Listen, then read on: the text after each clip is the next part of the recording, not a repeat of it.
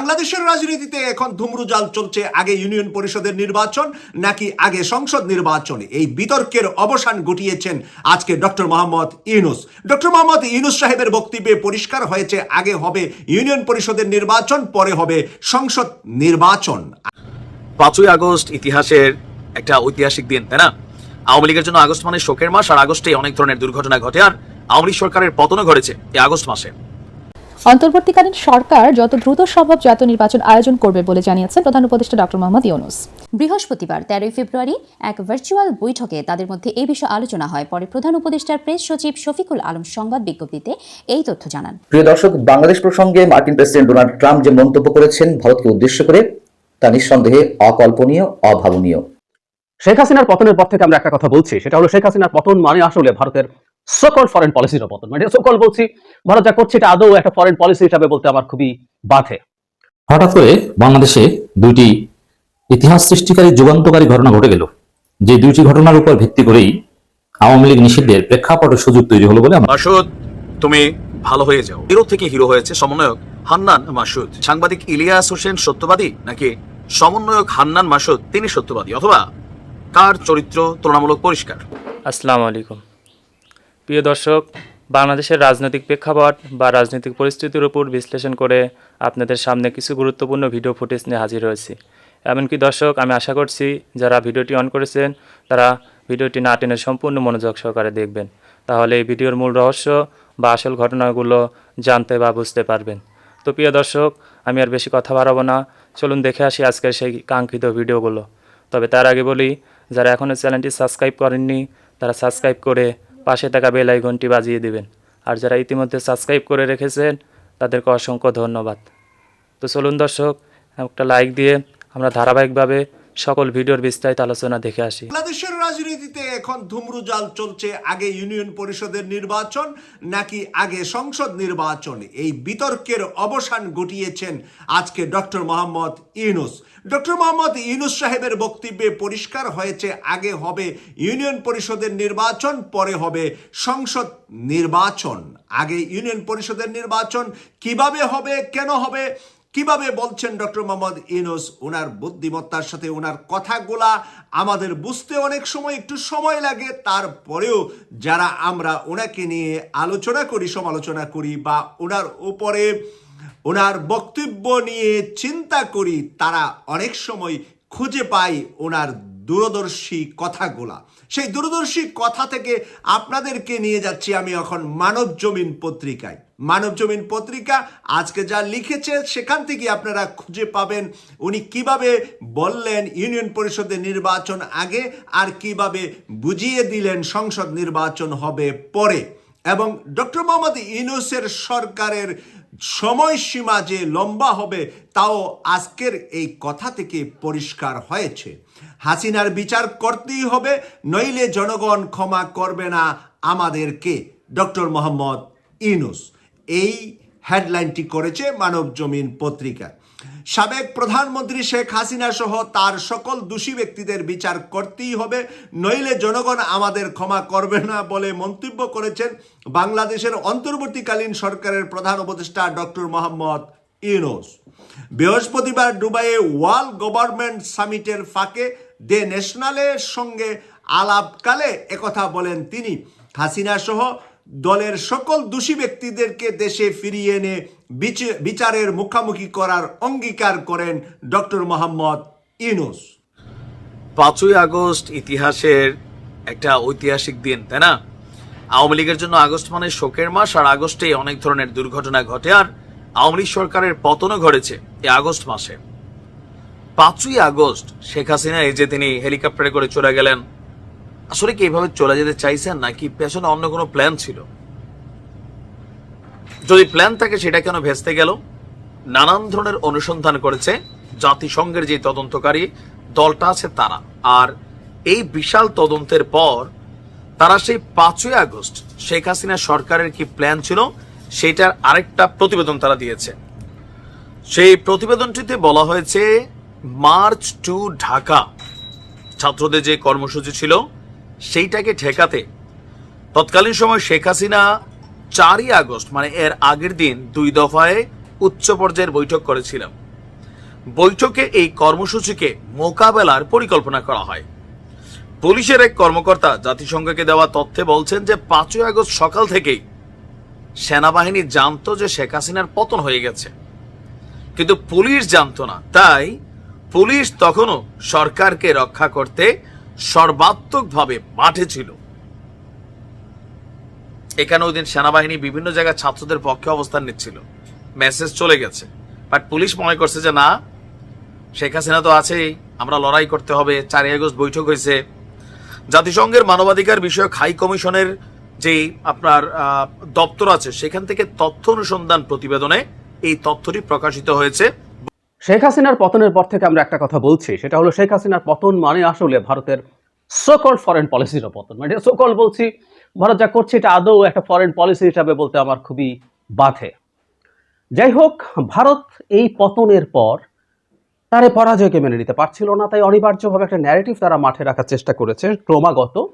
সেটা হচ্ছে শেখ হাসিনাকে ক্ষমতাচ্যুত করার জন্য আমেরিকা কাজ করেছে, আমেরিকার ডিপ স্টেট কাজ করেছে।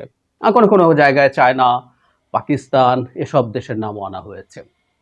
ক্রমাগত এই কাজটা তারা করেছেন। কয়েক ঘন্টা আগেই একটা ঘটনা ঘটেছে, ট্রাম্পের সাথে মোদির বৈঠক হয়েছে। সেই বৈঠকের পরে দুজন যখন সাংবাদিকদের সাথে কথা বলছিলেন, তখন এক ভারতীয় সাংবাদিকের প্রশ্নের জবাবে জনাব ট্রাম্প যা বলেছেন সেটা রীতিমতো হাস্যরসের সৃষ্টি করেছে, এবং মোদির জন্য এটা একটা ডিজাস্টার, আমরা এভাবেই বলতে পারি। তো কি বলেছেন, কেন বলেছেন, শুধু যা বলেছেন তা না, সেই ওই ভিডিওর সময় মোদির দ্য ভেরি বডি ল্যাঙ্গুয়েজ, সেটাও আসলে খুব গুরুত্বপূর্ণ বার্তা আমাদেরকে দেয়। সেটা নিয়ে একটু কথা বলতে চাই। তার আগে, সাম্প্রতিক সময়ে বাংলাদেশ শেখ হাসিনার পতনের সাথে আমেরিকাকে জড়িয়ে অনেকগুলো জায়গায় বলা হয়েছে, লেখা হয়েছে। এর মধ্যে মাইক বেঞ্চ নামে এক ভদ্রলোক, তিনি আসলে ট্রাম্পের আগের মেয়াদে সরকারের অংশ ছিলেন। তিনি অ্যাঙ্কার টাকার কার্লসনের সাথে কথা বলেছেন। টাকার কার্লসনকে আমরা সম্ভবত চিনি অনেকেই। সেটা হলো, উনি খুবই প্রো ট্রাম্প একজন মানুষ। উনি রিপাবলিকান, তো প্রো ট্রাম্প। আমি প্রায় বলি যে ট্রাম্প কিন্তু রিপাবলিকান নন। এবং শুধু সেটা না, তাকে পুতিনও খুব পছন্দ করেন। এটা কার্লসনের পরিচয় একটু ব্যাকগ্রাউন্ড হিসেবে জেনে রাখা ভালো হবে। রাশিয়ার ইউক্রেন আগ্রাসনের পর যখন পুতিন ওয়েস্টার্ন মিডিয়ার সাথে অলমোস্ট কথা বলছেন না, কারোর সাথে কোনো সাক্ষাৎকার দিচ্ছেন না, তখন খুবই উত্তেজনাকর একটা মুহূর্তে টাকার কার্লসন গিয়ে পুতিনের সাক্ষাৎকার নিয়েছিলেন। এবং সেই সাক্ষাৎকারটা মানে ওয়েস্টের স্ট্যান্ডার্ডে আদৌ কোনো জার্নালিজম ছিল না। মানে একেবারে বাংলাদেশের ফারজানা রূপা, মোজাম্মেল বাবুরা যা করতেন তা বলছি না, কিন্তু মোটামুটি ওদের স্ট্যান্ডার্ডে এইরকম কিছুই আসলে ওখানে ঘটেছিল। তো যাই হোক, কার্লসনের সাথে যখন সাক্ষাৎকার দিয়েছেন মাইক বেঞ্চ, সেখানে মূলত ইউএসএআইটি নিয়ে কথা হয়েছিল। আমরা জানি ইলন মাস্কের যে প্রতিষ্ঠান আছে, যে অথরিটিটা তিনি লিড করেন, ডজ, যেটা আমেরিকার ফেডারেল সরকারের ব্যয় কমানোর কাজ করছে, সেখানে ইউএসএআইডিকে তারা পুরো বন্ধ করে দেওয়ার ন্যারেটিভ তৈরি করছিলেন, যুক্তি তৈরি করছিলেন। তো সেই যুক্তি দিতে তিনি সেখানে আসেন এবং এখানে অনেক আলাপ আসেন, এবং একটা পর্যায়ে রেজিম চেঞ্জের আলাপ প্রসঙ্গে বাংলাদেশ আসে।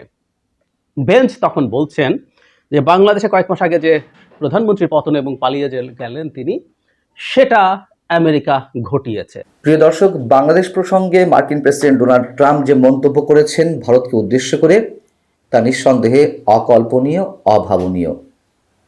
ধারণা করা হচ্ছিল যে হয়তো ডোনাল্ড ট্রাম্প এবং নরেন্দ্র মোদীর মধ্যে এক ধরনের সমঝোতা তৈরি হবে বাংলাদেশ বিষয়ে, কিন্তু তার বাইরে গিয়ে এ ধরনের মন্তব্য ডোনাল্ড ট্রাম্প করবেন, এটি নিশ্চয়ই অনেকের হিসাবের মধ্যে ছিল না।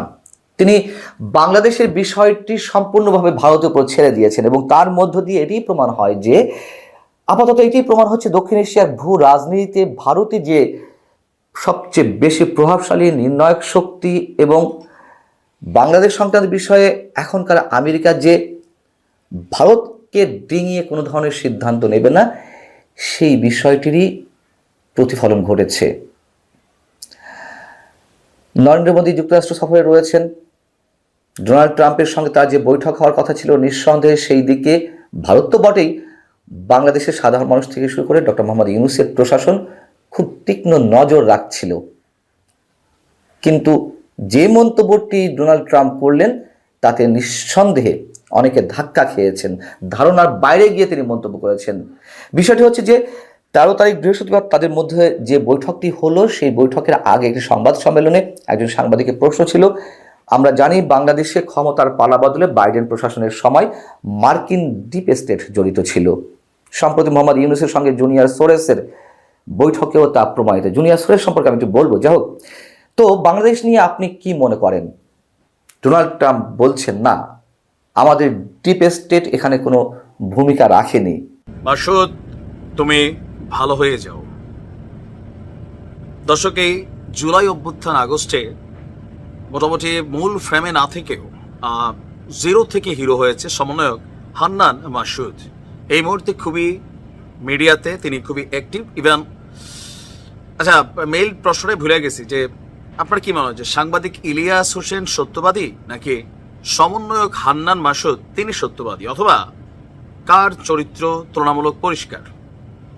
কারণ সাংবাদিক ইলিয়াস সমন্বয়ক হান্নান মাসুদকে নিয়ে যে স্ট্যাটাস দিয়েছেন, এতে হান্নান মাসুদের মোটামুটি একটা পোস্টমর্টম হয়ে গেছে। কারণ এই ছাত্রগণ জনতার অভ্যুত্থানের মধ্যে সাংবাদিক ইলিয়াসের যে ভূমিকা, বা এই মুহূর্তেও মাঠের ভূমিকায় তাদের যে কন্ট্রোলিং, সেখানে তিনি যখন হান্নান মাসুদকে নিয়ে এমন একটি স্ট্যাটাস দিয়েছেন যে মানে ঘটনাটা কি তাইলে? হান্নান মাসুদ তো তাহলে ফেসিস্টদের দশর হিসাবেই কাজ করছে, তাহলে তো ডেভিল হান্টে হান্নান মাসুদও ধরা দরকার। মানে বিষয়টাকে এরকম আসছে না? ঘটনার প্রেক্ষাপট দেখেন। সাংবাদিক ইলিয়াস এই কয়েক ঘন্টা আগে একটি স্ট্যাটাস দিয়েছেন, সমন্বয়ক হান্নান মাসুদ, বাবা তুমি ছাত্রলীগ আওয়ামী লীগ ছাড়ানোর জন্য থানায় এত তদবির করো কেন? সাংবাদিক ইলিয়াস যখন কথা বলে, দ্যাট মিনস তার কাছে একটা এভিডেন্স আছে নাকি? মোটামুটি আমরা ওনাকে যতটুকু চিনি। আবারও রিপিট করছি, তিনি বলছেন, বাবা তুমি ছাত্রলীগ আওয়ামী লীগ ছাড়ানোর জন্য থানায় এত তদবির করো কেন? সর্বশেষ বেঙ্গলের মানে বেঙ্গল যে কোম্পানি আছে সম্ভবত, বেঙ্গলের মোর্শেদের জামাইকে ছাড়াতে ধানমন্ডি থানায় করছো, একদম এভিডেন্স দিয়ে দিছে। গেল 2-1 দিন আগে সম্ভবত এই বেঙ্গল গ্রুপের যিনি কর্ণধার আছেন, ওনার মেয়ের জামাই তিনি গ্রেপ্তার হয়েছিলেন। তো মামলাটা একটু লাড়াচাড়া করার জন্য একটা এখানে কাহিনী হয়েছিল। তো সেই কাহিনীর পেছনে তাহলে হান্নান মাসুদ এখানে কানেক্টেড বোঝা গেল। আর এরপর তিনি লিখছেন উপদেশ হিসাবে আর করোনা, ওকে, এটা প্রশ্নবোধক চিহ্ন দিয়েছেন। তারপর তিনি বলছেন, আজকে গুলশান থানাতেও আওয়ামী লীগের উপকমিটির সদস্যকে ছাড়াতে যারা পুলিশকে পরামর্শ, অনুরোধ, চাপ দেওয়ার চেষ্টা করছেন তারাও সাবধান হয়ে যান। একজন ব্রিগেডিয়ারও থানায় গিয়েছিল তাকে ছাড়াতে। পরবর্তীতে আর এরকম করা হলে সবার নাম প্রকাশ করা হবে। কয়েকদিন আগে সাংবাদিক ইলিয়াস বলছেন যে সমন্বয়কদের মধ্যে কেউ ইভেন তাদের পরিবার বিভিন্ন জায়গায় তদবির বাণিজ্য, বদলি বাণিজ্য, এই ধরনের কিন্তু গোপন চাঁদাবাজিতে জড়িত আছেন। তিনি বলছেন যে সময় হলে কিন্তু সব প্রকাশ করে দিব। আর সাংবাদিক ইলিয়াস যে পাগলা টাইপের ক্যারেক্টার, মাথা যদি একবার আউলায়, নারীর ভিতর যে ভুঁড়ি আছে, ভুঁড়ির ভিতর যে নারী আছে, সেটাই কিন্তু তিনি বের করার সক্ষমতা রাখেন। এটাতে প্রিয় দর্শক, আমি আশা করছি ভিডিওটি সম্পূর্ণ মনোযোগ সহকারে দেখেছেন। সেই সাথে ভিডিও সম্পর্কিত কোনো তথ্য বা মতামত থাকলে কমেন্ট বক্সে জানিয়ে যাবেন। আজকের মতন এখানে শেষ করছি। ফিরে আসছি আগামী দিনে অন্য কোনো টপিকস নিয়ে। সে পর্যন্ত ভালো থাকবেন। আল্লাহ হাফেজ।